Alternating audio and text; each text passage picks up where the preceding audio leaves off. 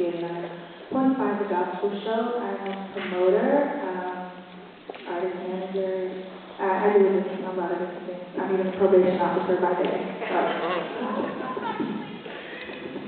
My name is E-Dog. I'm a local artist that started with still makes a lot of the community. I do radio. I host shows for local artists around the region here, and I want to talk more about the industry.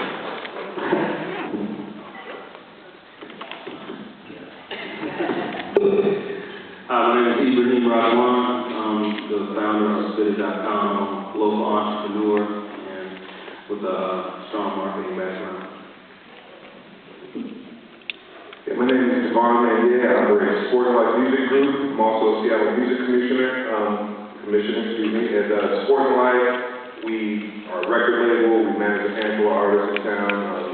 One that actually went to Rainier Beach, D Black is his name. He now performs under the name of Scene.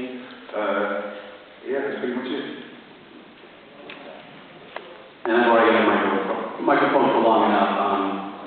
I have a partner manager where I actually, by the way, I didn't mention that before. So I work with third-party distribution partners, wireless carriers, consumer electronics providers, cable companies, to grow our subscription base and distribution that way. Excellent. We have a request to get the house lights up so that we can see the beautiful people in the chairs in front of us. Yeah! There we go. There we go. And these floodlights here, stadium lights, do we get those down? There we go. Now we are back on Earth. Dark now? Yeah. Now we're dark. I already knew I was dark.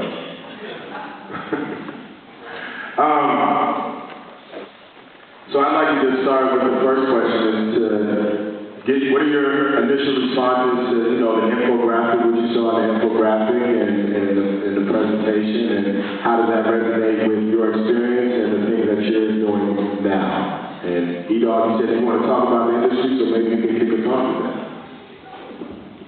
It had a strong point. I believe that, especially in the African American community, we got to learn how to get online and move our product more successfully. Everything ain't always the streets anymore, and we're kind of behind on it. So I think that, he shared some good points with that. I'm really, I'm gonna be the street guy too, you know what I'm saying? So I say don't forget about both the opportunities there and what's open and attack both ends of it, but make sure you have your A game when you're out there. Maybe something happen to take your product there. So, and what has been your on those revenue streams that were represented, what has been the greatest streams for you in your career this far? Attraction, bringing people to what I'm trying to, what I'm pushing. Not being biased, but opening up to different nationalities. You can reach China, you can reach Europe, you can reach all kinds of sources. So I take advantage of the networks like crazy. I never take 3-4 days to not have something going on. I make sure I stay in their face because this world today is moving so fast that you can be forgot about 48 hours. Like people moving on to the next so fast. So taking advantage of the networks. Michelle, we come to you. We've known each other Stage Cafe 2000. What was that? 1990. But I know in that time, you do a lot, and so how did that? I really like the graphic because I do think most times, as artists, all you think about is that moment that you get on stage. And the truth of the matter is there's so much more that especially nowadays to being an artist than that hour or that 45 minutes or that 30 minutes or that 10 minutes you have to beg for to get on stage. There's so much more you can do as an artist now that you couldn't do before. So I really like the graphic because even as an independent artist, and I think any of those artists that were on the graphic could be independent. The hip-hop person, the classical person, a pop artist, a gospel artist, anybody could be independent now. And really make a living at it. So I really like the graphic because it says that while you're working on your craft on stage, you also have to work on your ability to sell your craft off there's so much more we can do now. I don't know if people know, but like Maroon 5 started off as an indie act, and so did, it's kind of old school, but MC Hammer and Master P, and so many people started off as indie acts, but they learned how to work their craft on the stage and off the stage so that it could become a living while they were waiting. So many people are waiting to be discovered, but there's so much more you can do before you get discovered. That makes actually being discovered less the goal and more kind of a perk of the life you're already engaged. So I thought the graphic was really, I hope people get a chance to pull it up online, because I think it was actually really informative, because again, you think all you get to do is just a little 10 minutes, 30 minutes, hour on stage, but there's so many other ways that you can subsidize your life as an artist besides the time you get to be on stage. What are your core musical revenue streams, you know, as reflected? You know, so my core streams are performance. I get paid for performances, but I also get paid, I get contracted a lot at schools, at like Seattle Center, I get contracted for. I get contracted by other institutions and other organizations to become a teacher. A lot of times what people don't realize is you actually get paid more regularly, maybe not more, but you get paid regularly to teach art than you do to perform it. But the thing is, you have to skill yourself to be able to teach the craft. So being able to sing is nice, but you know, you can watch TV for 5 days straight, 7 days straight, and there's a singing competition every day, right? But only a certain number of people can actually teach people vocal skills or teach people stage presentation. And so you actually can make a more steady income if you learn how to teach the craft while you're learning how to do the craft. So that's another one of my streams. Other songwriting and event producing is some of the other ways that I do income. Wonderful. Devon, I'd like to skip down to you as a manager. You know, you take artists from having a dream and maybe coming in the studio and just pressing up a CD and selling it on the street. But as sport life has grown, you have, you know, branched into other areas like licensing. And so could you talk a little bit about the importance and the value of licensing and publishing in that revenue stream and what that means? Yeah, basically, since the landscape of the music industry is changing, and like you said, just, you know, people are used to performing and selling CDs in order to make your revenue. But I'd almost say licensing is becoming the #1 revenue stream today for musicians, you know, and especially musicians that create music without samples in it and are organized enough to know who played on their music or whatnot. And, you know, what does licensing mean? Basically, it means getting your music out to different areas. You know, you can license it for restaurants and retail streaming. You can license it to movies. You can license music to internet, you know, web series, television series, sports. You know, there's all types of arenas you can license your music to. Yeah, gaming, yes, you know, that's #1 right there for sure. In my experience, I've had some of my artists have music licensed to, I'm trying to think right here, ESPN, Action Sports. Most recently, my artist Spaceman had a song in the movie 21 and Over. I don't know if anyone's seen that movie, but we had a song in there. A few different perks over the years that come our way, but for the most part, to protect yourself, you have to start publishing as well, right? You need to register your music with a PRO, which is a performance rights organization, and basically that is going to track your music anywhere it is. If it gets licensed, these are the people that are going to collect the funds for you. A couple of them are called ASCAP is one. You can go online and do research and just register yourself as a writer and a publisher. BMI is another one. And, you know, for the most part, you want to look at your music as a circle, a pie, and understand half of it is writing, half of it is publishing, and own as much of it as you can, you know. Register it, make sure all your paperwork is straight, submit it to licensing companies, get in their catalog, you know, get out and find out who they are. There's some in the city, Play Network, Audio Socket, Greenlight, I believe is another one, but there's a few over the north and around the Northwest, and a lot of them in the West Coast and LA and whatnot as well. And Joe, you can piggyback on that. I know a lot of what you do, I mean, being in the digital space revolves around licensing. So from you being on the other side, could you provide some insight into that? Yeah, I think that Devon hit on some big things with the PRO. So ASCAP, BMI, there's one of them called CFAC, which is relatively small, but but other places you can go as well. In addition to that, the internet radio is licensed by an entirely different body called Sound Exchange. So you can go to soundexchange.com and research that. So what that assures you is that every time, if you have a piece of work that is played on Pandora or any sort of internet radio, streamed anywhere, that you're receiving payment for that. It's pretty important to leverage that, particularly along with social media. So when you're placing a stream available for others, that there's payments that's associated with that.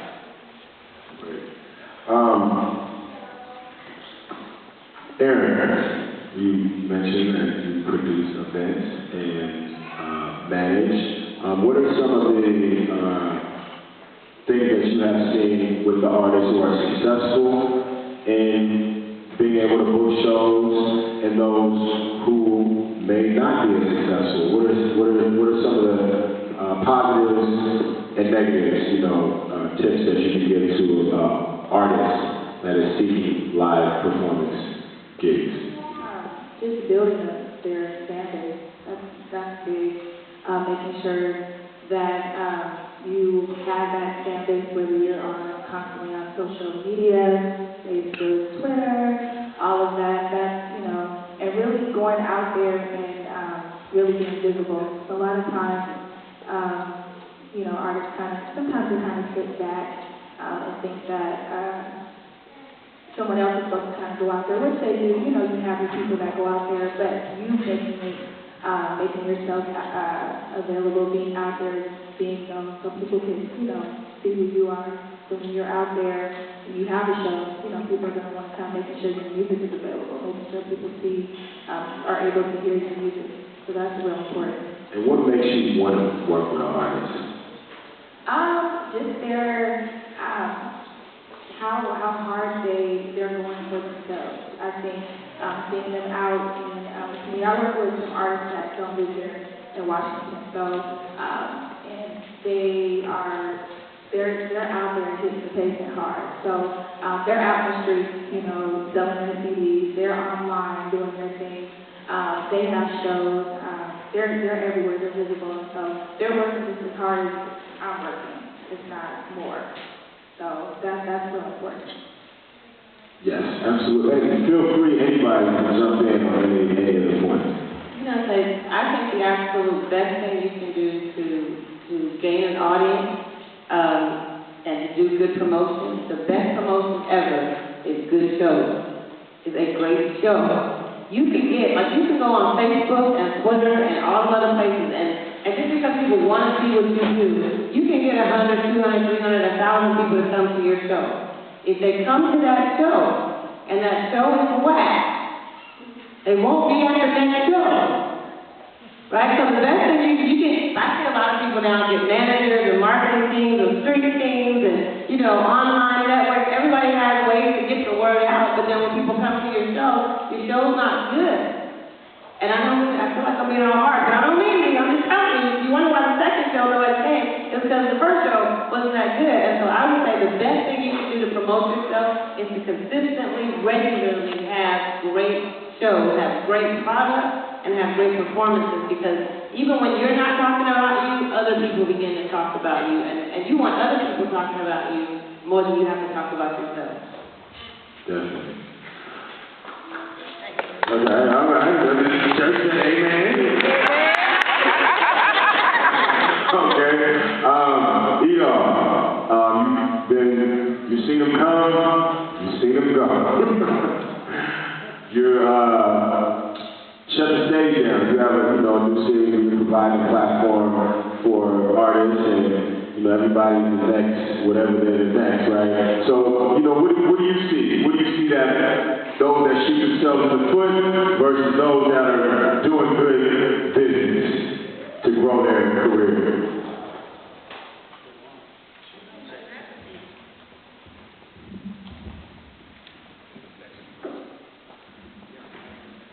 Well, Shut the Stage Down was created for local music outlets, because what I've been seeing is I go to somebody's show and it'll be like 50 people in a 500-seat venue. I go to another show and he got like 20 people, or I might see on Facebook people post their videos of but there's no crowd. And I was like, you know, this is all built because everybody feels like they're better than the next. So there's no supporters. You gotta understand today that your fan actually raps too. So if your fan is not be better than you, he's not gonna show up to your show. He wants you to show up to his. You gotta compete with each other, which is not giving anybody anything. So at the end of the day, I created a platform for all local artists to come. There's like 20 people on the bill. You only get 2 to 3 songs to showcase your talent. Now, what I encourage is that everybody say. I hate when people bring an entourage of people, watch them perform like you ain't seen them rock before, and then walk out the venue. So my thing is, I share my fans with you, you share your fans with me. We can't go wrong. We can get the venue packed. If you bring 15 people each, then we got a nice crowd to perform in front of. And sometimes when you got a crowd, you give out more energy in your performance. Your performance is better. That's why I've seen a lot of weak links, and you can always tell the weak links because they always depend on specific area code. You know what I'm saying, their performances. But what I've learned is, and I hate to say this because everybody gets better with time, the ones that really don't have a lot of the talent are the ones that promote the most, the ones that they make sure they do everything they have to do to make sure people come to that venue to showcase their talent, which can be a bad thing because you're promoting a lot of, you're bringing in a lot of people to see something that's not really there yet, right? But at the same time, there is top performers there that's going to make you step your game up. So I built a platform, and the reason I did this is because I had a radio show on 1150 KKAW on Saturdays and Sundays from 6 to 9 where I played all local music. I said, I'm going to play local music, and then I'm going to put just a little bit of national music in the playlist, but I'm going to make our music the focus. So, and I did that out of my pocket because I actually paid $1,200 to 1150 AM a month to play these records.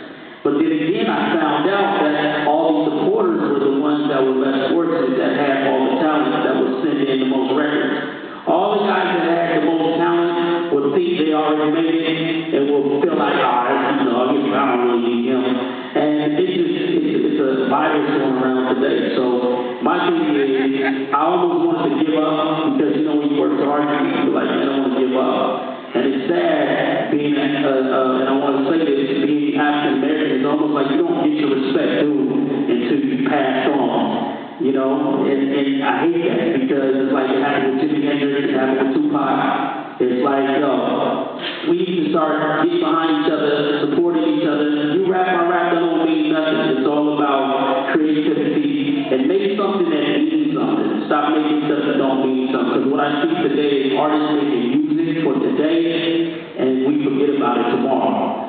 So, be creative, be serious about your performance, put a lot of energy in your performance, like she said. Once people, there's artists that I've seen perform that I say, yo, he's incredible. But then I got his CD and I said, this is horrible. But his performance made me believe in him.